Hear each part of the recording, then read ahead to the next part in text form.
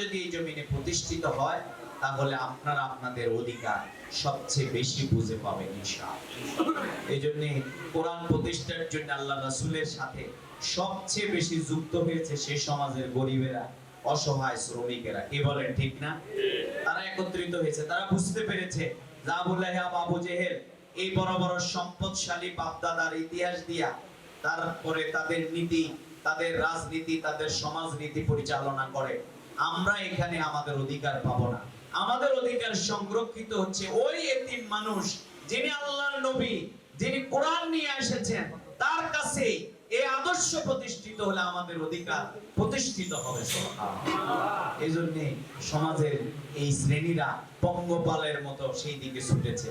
আলহামদুলিল্লাহ বাংলাদেশেও সেই পরিস্থিতি তৈরি হয়েছে। এবার সব দল, মত, ধর্ম, বর্ণ নির্বিশেষে এবার সবাই সিদ্ধান্ত নিয়েছে ভোট দেব দাঁড়িপাল্লা। ঠিক না? দিয়েছে কিনা বলেন? দিয়েছিল। এখন সবাই বলে যে ভোট দিলাম দাঁড়িপাল্লায়, রেজাল্ট হইল আরেকটা। ঠিক কিনা?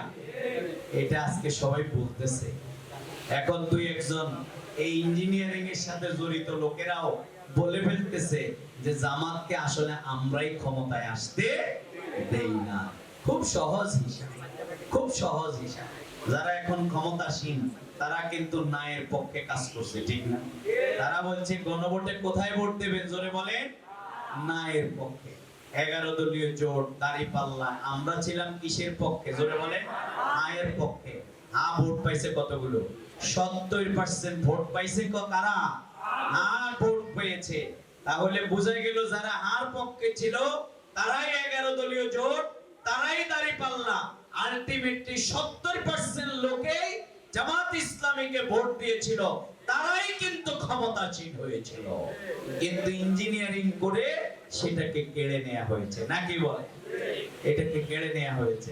এখন অনেক মন্ত্রীরাও বলছে আমরা গণভোট মেনে নিছিলাম, এই ভোট দেবে না, ভোট দিচ্ছি না, এই জন্য এটা মানছিলাম, আমরা এখন আর এটা মানি না।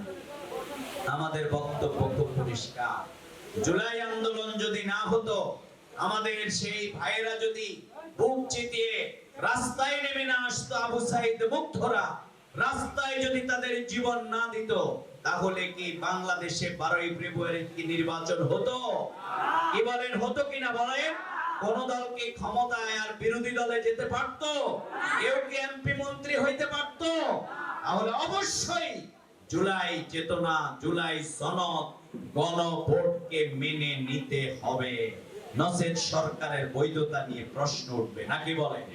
এই জন্য একটা মানে আমারটা মানি, আর যেটা পছন্দ না এটা মানি না, এটা হইতে পারে না।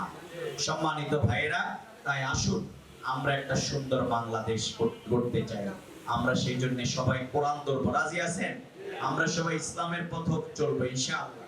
আমরা সেই ইনসাফের বাংলাদেশ এখানে প্রতিষ্ঠিত না হওয়া পর্যন্ত বদরের চেতনা নিয়ে কোরআনের বিধান প্রতিষ্ঠার জন্য আমাদের লড়াই এবং সংগ্রাম চলবে ইনশাআল্লাহ।